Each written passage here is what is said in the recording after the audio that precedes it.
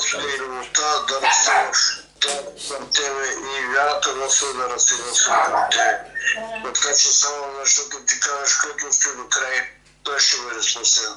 Затова ние Ти молим, Татко Небесен, Ти да бъдеш този, който да благославяш вярата, да благославяш и любовта и Господи, да не отпадат от този път, но да гледат на Тебе.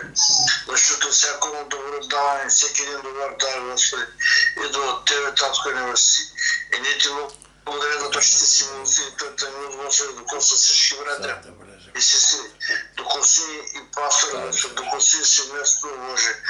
Благодаря Ти тази вечер, че дъщеря му, Господи, се включи, Господи, и пак изгледава. Няма значение. Боже, ние Ти благодарим, че наистина тя е част от нашето духовно семейство, Боже, се молим и благославяме, Боже, и Ти молим, нека Твоето присъствие да слезе върху нас, да се молим за нас и да имаме, Боже, победата, защото Ти си добрият хоротей, който се моли за нас.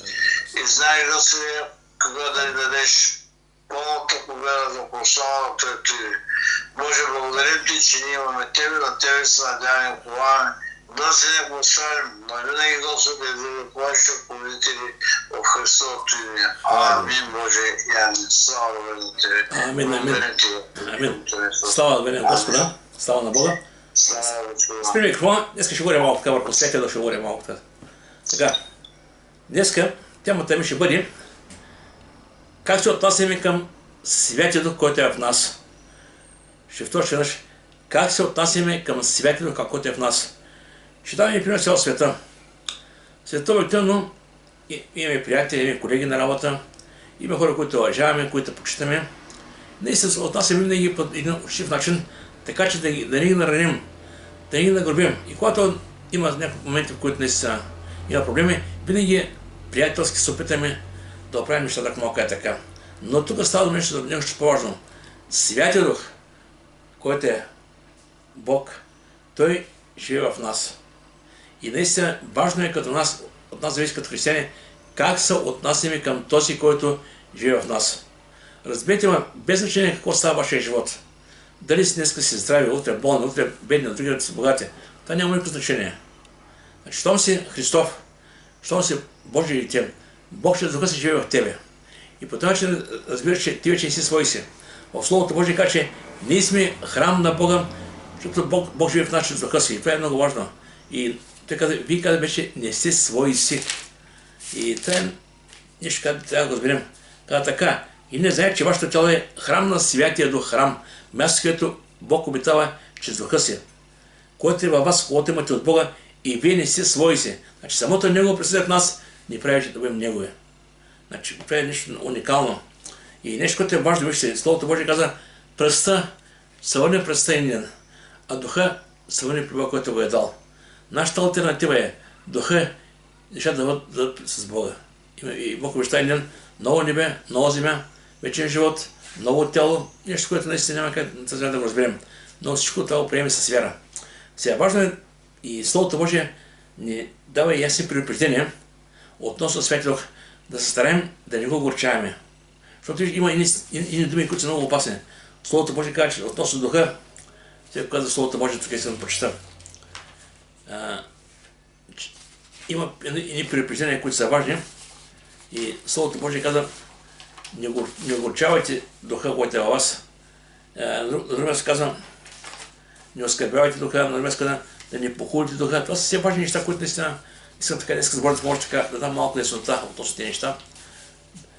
Защото самият живот на човека понякога може да огорчи Духа, който е в нас. И човека може да си мисли, че живее добър живот, огорен живот, обаче Духа да не одобрява живота ни. Зато Словото Божие, че Святия Дух, Бог ни разкрива кои са нещата, които Бог наистина иска да запазим, да разграничаваме, наистина да се променяме. Сега първо трябва да вземем какво прави ще Святия Дух, какво прави в нас. Че Святия Дух, първо, Бог ни новоражда чрез Духа си. Духа и Словото, това са две неща. И ако мога така да направя една така леко, като картина, когато човек чува Божие Слово от някого, така примерно някой не вярваш, чува Божие Слово, някой му казва, в същото време Святия Дух идва и разкрива на човека, че това, което говориш, това, което чува, това е истина. и Свят Дух разкрива Исус Христос. И човек усеща да почне да бе, това е наистина така. Това върши Духът. В Словото Божие казвам, Коринтите 23, никой без Святия Дух не може да рече Исус Господ. Без Святия Дух не става. И точно помните, когато един човек на име Никодим, ще прочета, Йоанн 3 глава каза така. Между фарисеите имаше един човек на име Никодим, юдейски началник, чумен човек. Той иде при Исуса нощем и му рече: Учителю, знам, че от Бога си дошъл. Учител, защото никой не може да върши тия знамения, които ти вършиш, ако Бог не е с него. Исус отговор му рече: истина ти казвам, ако не се роди някой отгоре, не може да види Божие царство. Първо каза, че рождението е отгоре, не от човека беше. Това е много важно. И никой не му казва, как може стар човек да се роди? Той си мисли по-човешки. Как може човек да се роди отново в отровата на майка си? Може човек да се роди в отровата на майка си и се роди? Той мисли пълски. Значи тогава Исус му отгоре. Исус отгоре. Истина ти казвам, ако се не роди някой от вода и дух, не може да влезе в Божие царство. Тук водата не е толкова водното кръщение. Водата е преобраз на Божието Слово. В Писание 55:26 се казва: водно научи Словото и също ти се казва. Значи, човек се спасява и се новоражда чрез Святия Дух и чрез Божието Слово. Слава да бъде на Господ. Това е първото нещо, което става. След това, друго какво прави Святия в нас. Значи искам да разберем какво прави Духа в нас, да заценим това, което Бог върши чрез Духа си. Защото когато човек не разбира нещата, като че някакси с лека ръка пренебрегва много неща. Това, което Бог прави в нас.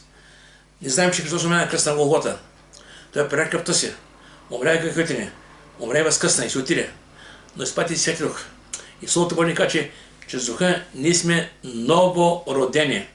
Сама дума новорождение говори за нов живот. Тук не става да учиш стара греха, старата нова среща, камуфлаж. Тук става дума съвършено нов живот. Това е нов живот, който става чрез Святия Дух, чрез Словото. Във 2 Коринтяни 5:17 казва така: ако е някой в Христос, той е ново създание. Старото премина, ето всичко става ново. И понякога хората наистина имат такива човека, ама в миналото бащата и майките, чакай. Като кажеш новорождение. Едно бебе, когато се родим, кажете ми какво минало на това бебе.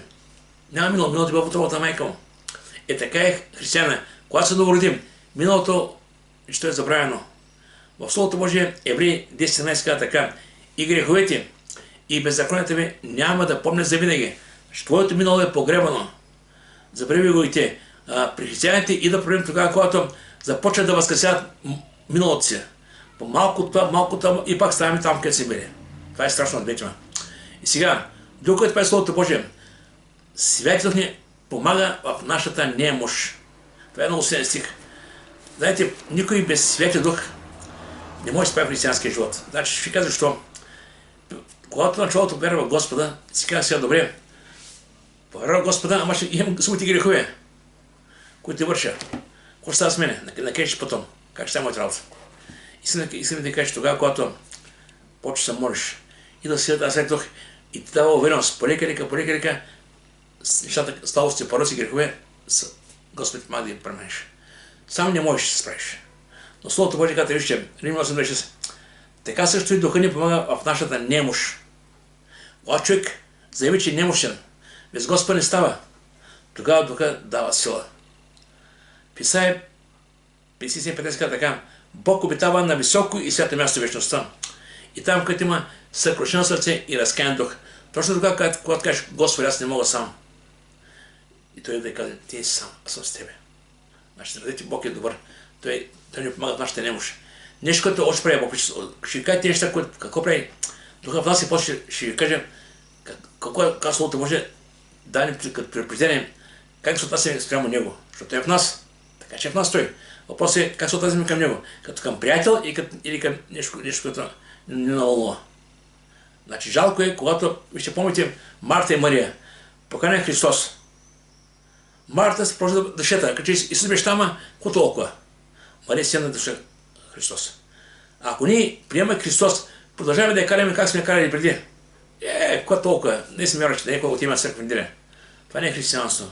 Християнство е да имаш всеки ден общение с Господа, да живееш с Него всеки ден. Да е в тебе. Словото Божие казва, наистина да останем Святия Дух да може да ръководи. Това е много важно.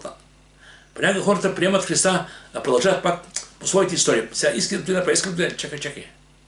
Бог е в тебе. Допитай се до Него. В Яков каза, ако някому не достига мъдрост, нека първо смеля Бог ще му даде. Така че е важно, човек приема Христос, започне да живее вече нов живот в Христос. И Словото Божие казва, че святото ни освещава. Самото освещение значи подготвяне за вечността за небето. Полека, стъпка в стъпка на подготвяне там. И в някой ще кажа, аз сам не мога да се справя. А сега правилно, християна не е сам. Бог е с него. И Бог ще дава едно обирам се в слънце, така. А сам Бог намира да ви освети напълно или да ви подготви напълно. И да се запазят непокътнати духът, душата и тялото ви без порок до пришествието на нашия Христос. Дума, стъпка в стъпка Бог ни подготвя, когато Господ дойде да бъдем готови. Това е истината. И вижте кога сега. Верен е онзи, който ви призвава и ще извърши това. От една става отдава като задължение, а втори път ни каза, не се притеснявайте, аз съм с вас. Аз ще ви помогна.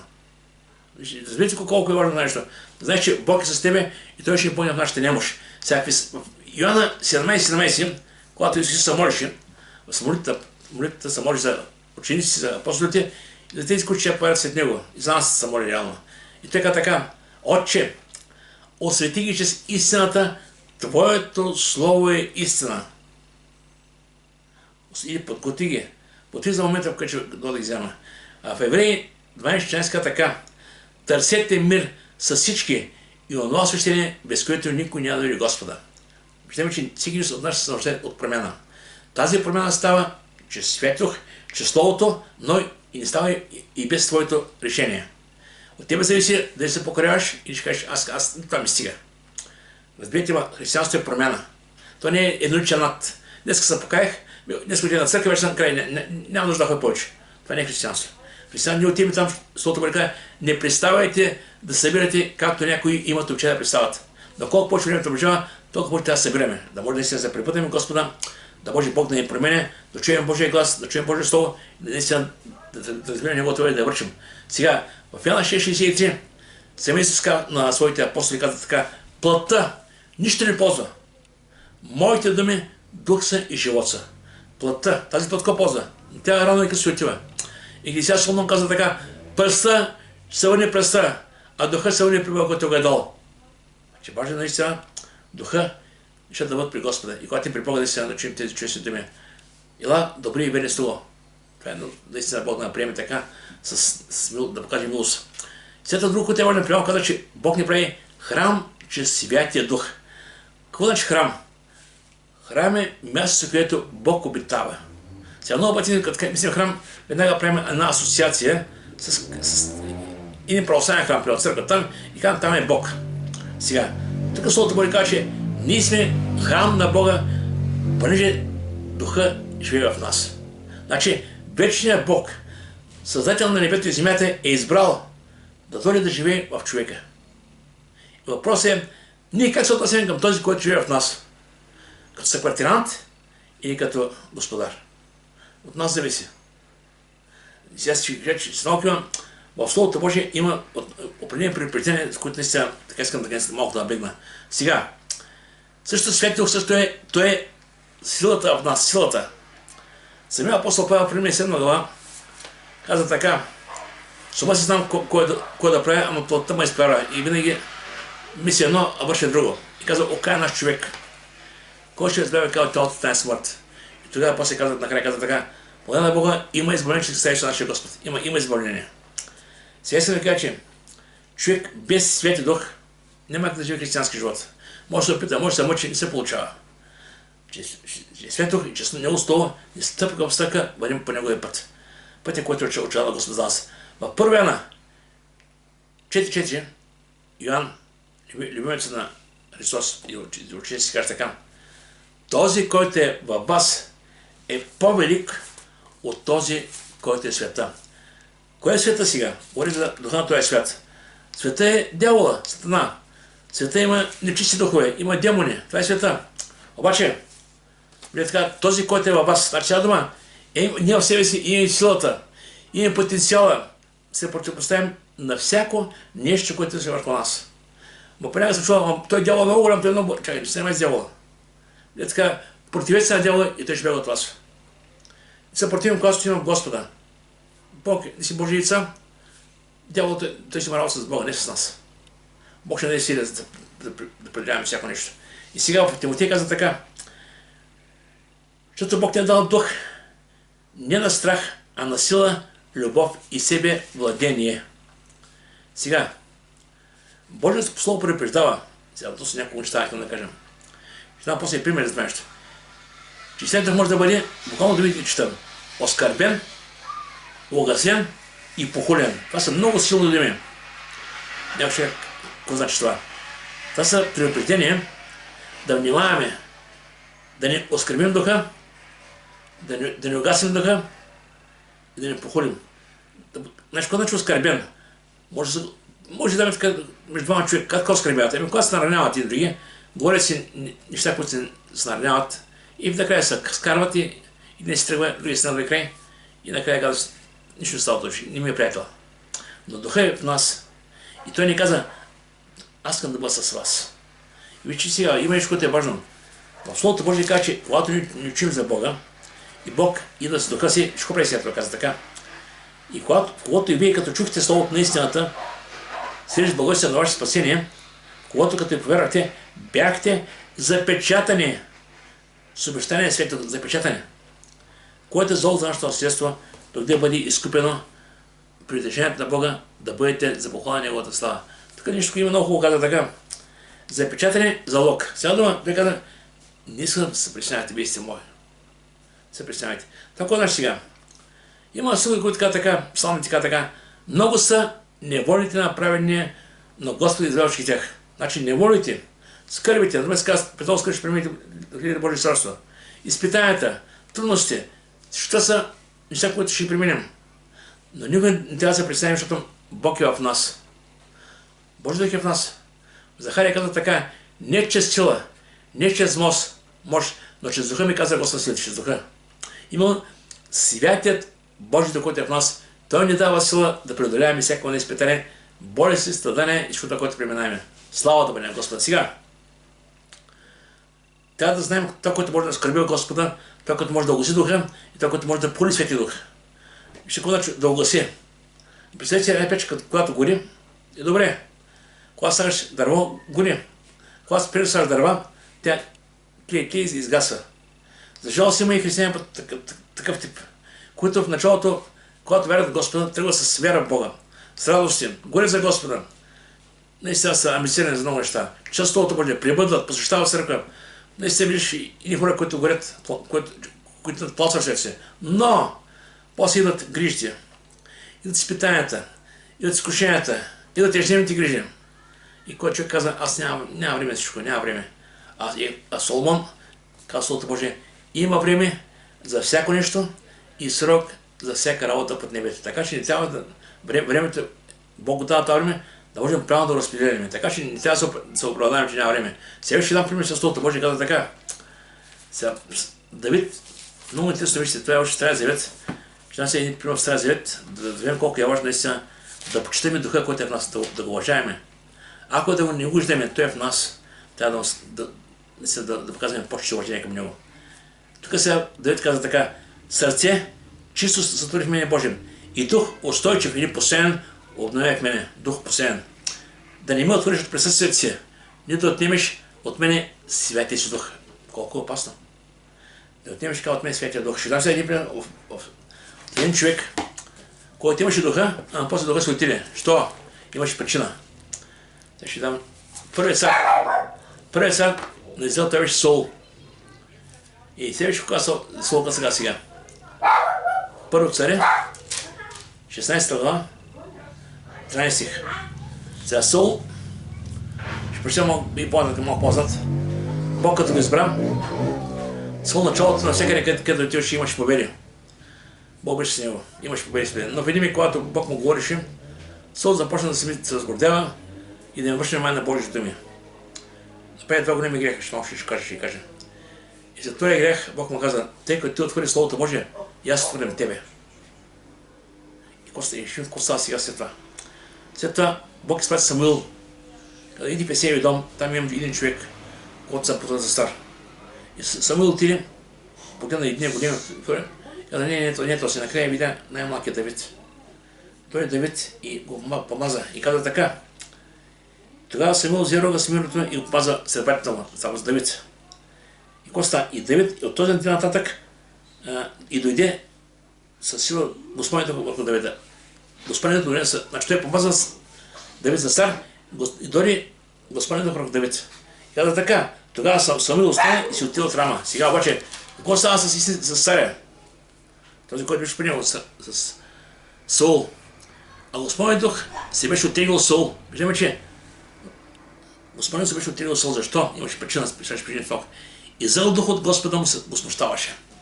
Сега виждаме, че значи Саул имаше Господният дух. Но имаше причина Бог да се оттегли от него. Значи това е важно сега да знаем. Ето Саул началото първият цар на Израел. Бог го избира, влага духа си в него, да му инвестира в него, да с него вин насекане. Обаче имаше два греха, които бяха много сериозни. Сега ще прочетем първо така. Първо, четем Първо Царе, 11 глава, 16-15, как Бог ръкополага Саул. Каза така. Тогава Самуил каза на людите, елате да отидем в Галгал и там да вземем царството. И така всея народ отиде в Галгал и го поставиха Саул за цар пред Господа там в Галгал. Там пожертваха примирителни жертви пред Господа и Саул и всички израелтяни племен се разликат много. Бог наистина каза, това ще бъде царя. Обаче, какво само там да ви сега? В Първо Царе 13 глава трябваше Саул и хората трябва да чекат Самуил да направи жертвата. Обаче чакаха, мина седмица и царя какво прави седмица. И чака 7 дена според обреденото от Самуил време. Значи Самуил беше казал, ще му чакаш докато да направим жертвите. И понеже Самуил не беше дошъл в Галгал, хората на Саул започнаха да се разпръскат от него. От една страна стоеше Бог, от друга страна стоя хората. От него зависеше да го ще се покори. Какво е сега? Започна се... Затова той рече, донесе тук при мене всеизганията и примирителни приноси, и той принесе всеизганията. И щом свърши принасянето на всеизганията, ето Самуил дойде. И Саул излезе да посрещне и да го поздрави. И Самуил каза, какво стори ти? И така, виждаме тук, това е първият грех, който не е описан от Саул. Малко 15 глава. Другия големия грех пред Господа. Да направи. Сега, имаше едно племе амаличани. Още стари след когато израелтяните излизаха из Египет. Това бяха едно племе, което се противяха на израелтяните. И тогава Бог каза, това племе и не ще учи се от земята. Няма да ги има. И сега Бог каза на Саул, тръгни, иди срещу тях и ги изби всички. И животни, и хора, това племе трябва да наобще. Саул какво направи? Отиде, взема царем Агак, взема и животите и се връща назад. И сега какво направи? И тогава, когато се връща, го вижда Самуил, пророка, и му каза, какво направи ти, човек? Какво направи? Бог да прати за едно, ама аз казах, защото хората искаха, пак хората. Вижте сега и тогава, той беше едва не е важно това, което каза Бог, това е важно това, което казват хората. И вижте какво сега накрая, какво за Бог сега. И рече Самуил, се изгарне и жертви обърнали са тъй на Господа. Защото той каза, оставим животите, тези животи ги вземем, да може да дадем на Бога хубави жертви да правим. Но Бог каза, избийте ги, не ми трябва ги. И после Бог каза така, защото непокорството е като греха чародейство и упорството като нечистието и злопоклонничество. Вижте сега думите. Понеже ти отвърли словото на Господа, той отвърли теб да не си цар. Какво става? При Бога нямаше работа. Два големи греха. И основата на това беше непокорството и непослушанието на този човек, на Саул.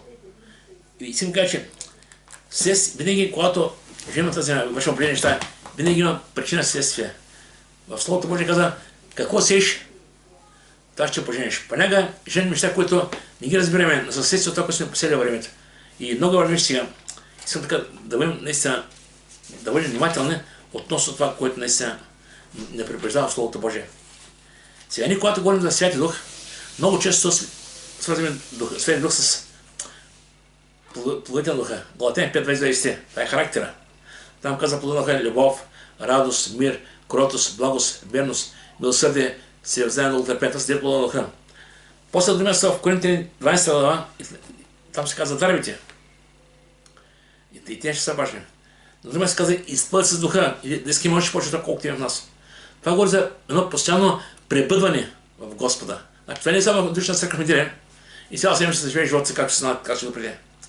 Това говори за едно постоянство пребъдване в Господа. В молитва, в слово. Сега не казвам, едва ли не, дай сега ще стоим вкъщи, няма да работим нищо време, само ще стоим така. Не. Искам да ви кажа, имайте време с Бога. След така станеш, отдели 5-10 минути на Бога, помоли се. После на обяд, когато вечериш или обедаш, имаш почивка, пак си има време за молитва. След обяд, след работа сънеш, пак има време за молитва, прочитай малко Слово Божие. Това са нещата, които едва не, задвижат духа в нас, съдвижат духа. Защото хората, защото пък духа не угасвайте. Значи, ако мога така, чрез молитвата, чрез Словото, чрез пребъдване, ние хвърляме дърва в огъня. И огъня полека, пак се разпалва. И това е много наистина, трябва да разберем.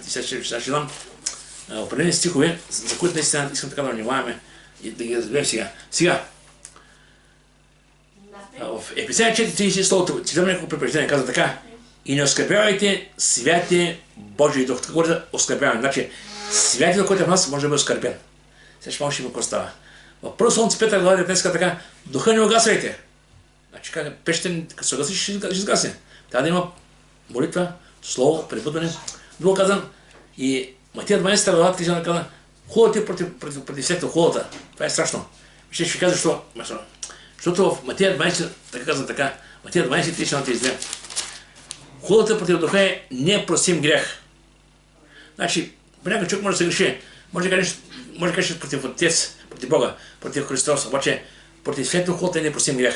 И тук обяснява какво значи хулата против духа, ще да разберем сега. Словото Божие казва така. Това е казвам, всеки грех хула ще прости на човеците, но хулата против духа няма да се прости. И ако някой каже дума против човека, против човешкия син, ще му се прости. Но ако някой каже дума против свет дух, няма да се прости нито в този свят, нито в бъдещия. Това е страшна работа. И сега искам да ви кажа какво значи това. Марка 3 глава така обяснява. Когато ще кажа накратко така да го обясня по-разбираемо. Когато някой се моли в името на Господа и става чудеса, които ние не разбираме, аз ще ви кажа, виж, поне сега. Исус отиде и списа там, взема кал на пелче. Понякога някой прави неща, които са нестандартни, които не ги разбираме. И казваме, това не е от Бога. Чакай. Не ти да бързаш да категориш кой е Бог, кой не е Бога. Бог не работи по нашите стандарти. Аз си казах, Исус взема кал, напе очи и човека погледа. В устата му плина и започна да говоря. Стават много неща, които за нас не са нормални по-човешки. Си така, че не дейте категоризира кой, как, доколко работи с Бога. Словото Божие казва, всяко нещо се вижда плодовете му. Така че вижте сега. И тук специално фарисеите и книжниците, те напляваха против Христос. Той изцеляваше. И казаха, той изцелява с духа на Веелзевул. Или сега дума, той работи с дявола. А това е обида против духа. Сега има неща, които не ги разбираме. Аз също приемам, има падане, ставане и който не, ще мога да кажа защо, как става. Но не смея да кажа нищо. Той е Бог. Това, което от Бога, той ще остане. Това, което не от Бога, ще отпадне. Така че не трябва да влизаме в тези. И сега Марк каза така. Истина ви казвам, че всички грехове на човешкия син род ще бъдат простени. И всички хули, с които биха богохулствали. Но ако някой похули Свети Дух, на него няма прошка до века, но е виновен за един всевечен грех. Ще вечен грех. Това реши той, защото казаха, има и чист дух. Те казаха, че Исус Христос има и чист дух. И чрез нищи дух прави тези чудеса за мене. Това е хула против духа. Видите му колко е важно. Така че много неща може да ги разбираме. Нека се молим. Бог да не скрива тези неща. Сега, нещо, което е важно. Евреи 4 глава има каза така. Да не скърбим духа на благодатта. Значи, духа може да бъде оскърбен. Как? Ще ви казваш как. Тук обяснявам. В Евреи 10 беше каза така. Защото ако съгрешаваме самоволно, след като сме познали истината, не остава вече жертва за грехове. Какво значи това? Се съгрешава самоволно. Това е интересна работа. Всеки се грешава по него, волно и неволно се грешава. В Екклесиаст каза Словото Божие, няма праведен човек, който дължи да бъде греши. Така става да бъде един основен грех за жертвите. Евреите бяха познали Христос. И той каза, ако ви, които сте познали Христос, продължавате да вършите, да правите жертвите и пак да правите по закон, не ходите назад там, да вършите неща, които вече не са благодат, а са буквално закона, вие отпадате от мене. Няма човек как да живее и по благодат, и по закон. И да върши едното и другото. В Йоанна 19 стих Исус каза, свърши се. Той завърши това, за което беше дошъл. В Йоанна 1.29 Йоанн Кръстителят казва така, ето Божият агнец, който носи греха на света. Слава да бъде на Господа. И сега, ако човек си каже, добре, той го направим, аз да помогна едва ли не. Няма какво да помогнеш. Когато решиш да помогнеш, батария също ще падаш долу. Защото никой не може, няма как да спасиш по благодат и по закон, едва ли не. Не се получава. Закон изявява греха. В Йоанна 14 казва така, закон е веждан чрез Моисей, а благодатта и истината чрез Христос. Така че законът показва човек е грешен. А Христос дойде и каза, да, аз дойдох умирам за тебе, за твоите грехове, въпреки това, което си. Така че законът изявява греха, а Христос умира за грехове си. Така че наистина каза така, какво става с човека? Но едно страшно очакване на съд и едно голямо огнено негодование, което ще изпълни противниците. Някой, който е престъпил Моисеев закон, умира безпрощавно при думата на двама свидетели. Тогава колко по-тежко наказание мисля, че получите за онзи, който е потъпкал Божия син и е счел за просто нещо пролята кръв. Сега дума, чувство умря, обаче едва не трябва да прави жертвата. Какво правиш ти, човек? Какво правиш каква жертва? Какъв курбан? Когато правиш курбан, сега дума, казваш, тази жертва на Христос не е достатъчно, тя не стига.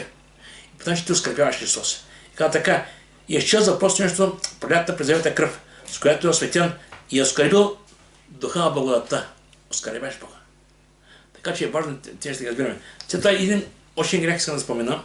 Това е грехът на отстъплението. Това е нещо много сериозно. Сега, в Евреи 6 глава, от 4-6, Словото Божие казва така. Защото за тези, които веднъж са били просветени и са вкусили от небесния дар и са останали с пречестен свет дух. Това става дума, че ход човек, който дошъл при Бога, покаял се, приел Господа, бил новороден и следва Господа. Обаче какво става? И са вкусили колко е добро Божието Слово, както и от великите дела, които вършат да бъдещия век. Сега дума християн. Обаче какво става? А са отпаднали. Невъзможно е да се обновят пак и да видят до покаяние, докато разпъват втори път в себе си, Божи сини не го позиряват. Значи, какво значи сега? Човек дошъл на църква, повярвал, вече разбира Словото Божие, Бог чрез духа си му дава разбиране, знае, че наистина Бог е жив и реален, това, което се проповядва го докосва. Разбира, това е нов живот, Христос. Но в един миг отстъпа, идва отстъпление. Се вършат във света там, където е бил. И Словото Божие какво казва сега? А са отпаднали, невъзможно да се обновят пак, да дадат до покаяние, докато разпъват втори път от себе си, болезен и го позиряват. Тук разкомня, ще каза, не могат да дадат пак, докато разпъват. Докато. Значи няма как този човек сега, който е бил в Христос, бил при Бога, покаял се, Бог му дал, показал вечността, че вижда реалността така, която е. И в един миг отстъпва, отива в този свят, започва да живее както света. И после в един миг отново иска да каже, ти му говориш, а той няма как да разбере същността. Знаете, ще си видам, защо е трудно за такива хора. Представете си сега, Бог му дал духа си, дал Словото си, показал на Христос, показал на благодатта. Бог му искал всичко, което е необходимо да може човек да повярва. И когато той човек отвърни всичко това, кажете ми Бог какво да му предложи повече. Какво мислите? Ще дам си един пример. Ви си родител. Твоето дете. Да кажа, тате, искам това. Ти му взимаш всичко, взимаш му. И той в един миг взема всичко и каза, аз искам да живея далеч от тебе. Гале! Едно падна ще време. И сега, какво става там отвък? И в един миг сега ти оставаш малко огорчен, защото ти си бил винаги до детето си, дал се всичко необходимо. Но когато наистина очакваш наистина да прекараш остатък от живот с нея, то казва, не, аз не искам да бъда с теб, искам да живея в този свят. И зато е важно наистина да разберем колко е важно, когато човек дойде при Господа, да остане с Господа. Отстъплението е нещо страшно. Това човек трябва да пази себе си.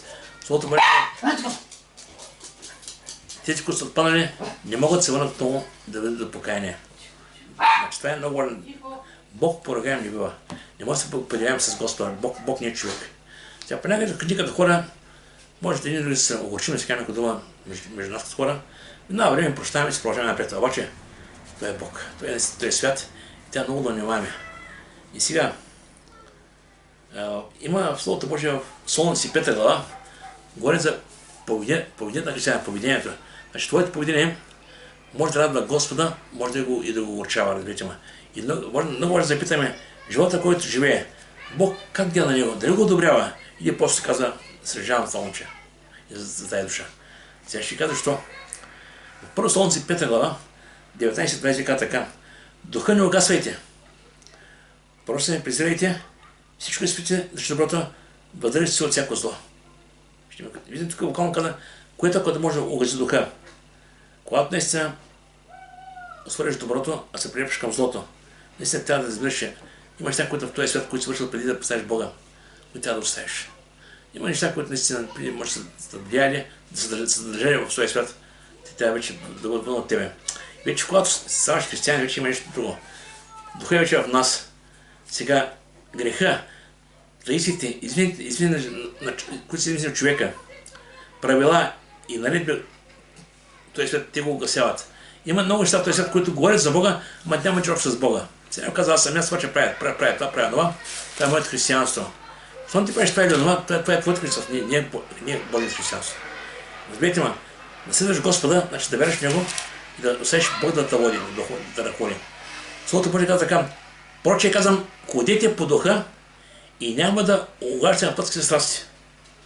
И после така, ако по духа ходим, живеем по духа и да ходим. Говори за живот с духа, трябва по духа да ходим. Това не е мистично, това е реално. Значи ако те е в нас, не трябва да запитаме, Боже, помогни ме да бъда чувствителен към святия, който е в мен. Да развием Неговата воля. Знам как да му се покорявам. Ако някъде не стигам мъдрост, искай Бога. Разберете, Той е вътре в нас. Значи ти никой не си сам. И аз много пъти ми ставам обидно, когато християни, които са прегрели от Господа, с време дълго време Господа, забравят кой живее в тях. И тръгват от този свят и не може да разрешиш от света. Стават по-лошо от света. Значи, разберете, това е страшно. И наистина трябва да знаем, че Духът е в нас. Словото Божие казва, че Бог е свят, Бог е ревнив. И много важно и сега. В Ефесяни каза, не оскърбявайте святият Божий Дух. Сега ще прочета няколко стиха, не без да коментирам, ще разберем какво значи да оскърбиш святия Дух. Ефесяни 4 глава казва така. Затова, като отвърлите лъжата, говорете всеки ближен си истина, защото сме части на друг. Лъжата е нещо, което в християни не трябва да бъде още. Ама не, когато тя благородна лъжа. Или сега малко по-злъх. Разбейте лъжата, баща на лъжата е дявола. Не може да хванеш ръката дявола и да кажеш, аз малко съм стигла с тебе. Няма малко. Словото Божие казва, ще познаете истината и истината ще направи свободния. Лъжата това е на дявола изкушението. Така че лъжата, Словото Божие казва, отвърнете лъжата, трябва да изхвърлим лъжата. Християните трябва да живеем, да говорим истината. Може понякога истината да боли, може понякога истината не се приема, но лъжата, разберете, страшно нещо. Защото това е дяволска работа. Словото Божие каза, баща на лъжата е дявола. Трябва да внимавам тези неща. Аз много път съм чувал във времето, когато някой е болен и те лъжат, че не е болен, че едва не лъжат коя е болестта, само да скрият. Това не помага никого. Просто това е една лъжа. Просто бъди искрен, Бог да дава от тях, да разбирам с тези неща, как наистина. И вижте в Притчи 6 глава, така Словото Божие ни каза, какво мрази Бог, вижте, това е много важно. Много път казваме Бог и любов. Да, Бог и любов, но има неща, които Бог не мрази. И ще кажа сега, кога Словото Божие. 6 неща мрази Господ. 7 се мърз пред Него. Надменни очи, лъжив език, ръце, които приливат невинна кръв, сърце, което крои лоши замисли, Онзи, които бързат да вършат зло. Невинен свидетел, който говори лъжа, и онзи, който си е разорен между братя. Колко ясно говори. Значи Бог е любов, да, Бог обича хората, а Бог предупреждава. Бог казва, това са нещата, които... Зато и Словото Божие ни казва, внимавайте. Внимавайте. И после казва така. Гневете се, но без да се грешавате. Слънцето да даде разминаването ви. Сега много пъти наистина, едва има човек, който не седи досъл. Няма такъв човек. Обаче, трябва да знаем какво ни казва сега Бог. Гневете се, без да се грешавате. Сега понякога има проблема в живота ни, които стават. Човек се заявява против греха, против неправдата. И казва, що така? Да. Това е гнев. И доста са. Обаче, не трябва да оставим и яда, гнева, да остава с нас за утре, за другия време, да тем гняв, ако мога е така. Вижте нам, пример сега от Словото Божие. Исус ли строила, когато Моисей беше 6 дена горе при Бога, Бог да писа заповедите. И така, и човече хора стават. Той се върна, знаеш какво правиха долу? Бяха лея на теле, почва да играят, танцуват, разгореха се, и така бе Моисей. Ядоса се, и хвърли скрижалите на земята и ги чуби. Ядоса се, разними се. И после качи при Бога, Бог направи втори скрижали. Пак. Вижте, той се ядоса за греха. И Бог не го упрекна. Ще дам още един пример в Словото Божие. В Йоанна 2 глава, Матея 21 глава, дадем се Словото Божие, казва, че Исус влезе в храма. И когато в храма видя там сиромителите, взема един къмшик направи и започна да ги би. И носи се, разними се. И каза, бащия ми дом се нарече молитва, а ви правите развъншен рецепт. Те там правиха ченч парите и правиха много неща. И той ги изгони. Виждаме отново гняв. Ако мога кажа, това е свят гняв. Гняв против неправдата. Обаче, този гняв не трябва да остава в съзнанието. Аз сега едва не догоним ким на някого. Не. После Словото Божие каза дойчата. Каза така, гневете се, но без се грешавате, слънцето да не разминавате. Сега, човек към тези неща, когато прямо пряка има проблем между братя или между двама човека.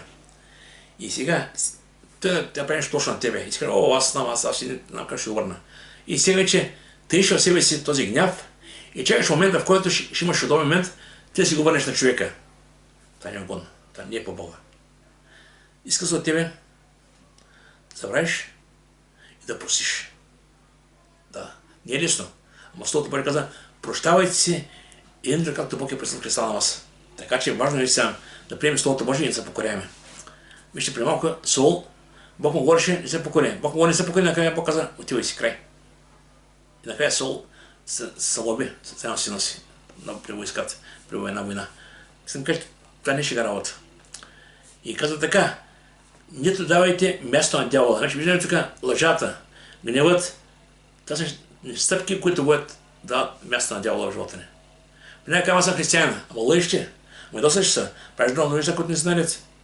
И после и слушаш този живот не върви. Казвате, който е крал, ще какво вече по-дълбоко, който е крал, да не краде вече. А по-добре да се строи, като върши с ръцете си нещо полезно, за да има и да отиде на този, който има нужда. Вижте, тук вече говори да още напред. Който е крал да спре краде.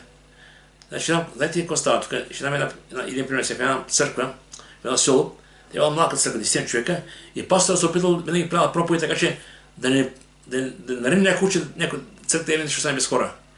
Знала, че там има един магазин, който обичал да краде. И той не го да пъти крадат нищо, съкън да не каже нищо. Има там една бог, която обичал да ходи при доста мъже, не го за прелюбодействието, нищо не казвал. Сега да правил проповеди според хората. И тогава един ден в тази църква дошъл един другосеец. И седна назад. И цял там ден-два, един път нямало го. И той питала места и Иванке, там имаше на тебе, кой Исус си каза? Той каза, отдавна каза, няма тук, в събранието. Разберете ме, не се притеснявайте от хората. Притеснявай се това, кой ще каже Бог за нас. Имаме Слово Божие, ние трябва да проповядваме Словото такова, каквото е. Без значение кой ще се обиди, кой не се обиди. Компромис с Словото Божие, това е компромис с Бога. И тук каза така, кой е така да не краде вече. Край. А по-да върши нещо с ръцете си, да може да помагате с които нямате. И тук нещо, което е важно сега. Никак гнила дума да не за устата ви. Гнила дума. Вицове, клюки, удумване, бън. Знаете, за времето се научил да кажа. Преди съм така, не знам, началото бях преди 30 години като начал християн, не потървиш да посъждаме тост християн, така, не християн, така. Осъдах ми, после беше не наред. И днес казах, Господи, помогни ми. Не искам да говоря за никого и също никого. Да, ако някой мога да се моля за всички хора, но не искам да участвам в тези неща. И Бог му очисти тя, кажа те. Въобще, това вече не е мой проблем. Но казвам, че човек може да се пребори с това нещо. Много лесно да видиш някого от другия. Бог да прави така, очите да гледат напред. И много лесно виждат недостатъците на хората около нас. Обаче не забравяй, Словото Божие каза, ти, който съдиш другите, сам и ти свършиш също. Така че, вместо да гледаме то сълзи, нека гледаме себе си на Христос. Самия апостол Павел казва, защо се моля за всички грешници, тук да не съм аз, защото гледаш на Христос. Така че, никак не да бъде съдържен. Значи, отдумване, клюки, вицове, вън от нас. И каза така, да говорим добро, това, което е добро на знанието, което изгражда ход човека. И не оскърбявайте Святия Божи Дух. Виждам тук две неща. Не давайте място на дявола и не оскърбявайте Святия Божи Дух. И тук вече дава няколко неща, които са важни, които искам да разберем. Всяко огорчение, ярост, гняв, вик и хула, заедно с всяка злоба, се махна от вас. Виждам колко аз казва. Огорчение, ярост, гняв, вик, хула, всичко останало свързано с говора, с поведението вън от нас. И казва така, а бъдете ни към други, благи, милосърдни, прощавайте си един друг, както и Бог Христа е простил вам. Колко е елементарно нещко. Бъдете хубави с любов, прощавайте си, обичайте се и наистина, както Бог е простил на вам, така не прощавайте на другите. Нека Бог да благослови и нека да знаем нещо, което е важно. Святия Дух е в нас и с нас. Не дейте мислите, че нека Бог да оставя и едва не се чуем какво да правим. Не, Бог не те оставя. Той е в теб, с тебе и Той иска, че Словото Божие наистина отново така да не мъни към тази ревност. Към първата ревност, така им, Господи, искам да те усещам. Искам да знам, че наистина си с мене. И Той ти каза с тебе. В Словото Божие се каза, аз ще бъда с вас. Пред всички дни до свършика на века. А Писание казва така, да, ще забравя. Даже майка кърмънца, забравя случваш се, аз пак няма те оставя, аз пак няма те забравя. Нека Бог да благослови. Амин. Гали? Нека се молим така ръкомата. Святи небесен Татко, ето пред Тебе Син Божи в този час. Благодарен си, Боже, че чудесен прикасен, това чудесно общение, което Тебе Господи за бъдеще. Благодаря Ти, Боже, за Твоето Слово, което Ти нарек, Господи Боже. Благодаря Ти, Боже, и за святото, което е в нас. Благодаря Ти, Боже, че не научи, Господи Боже, наистина.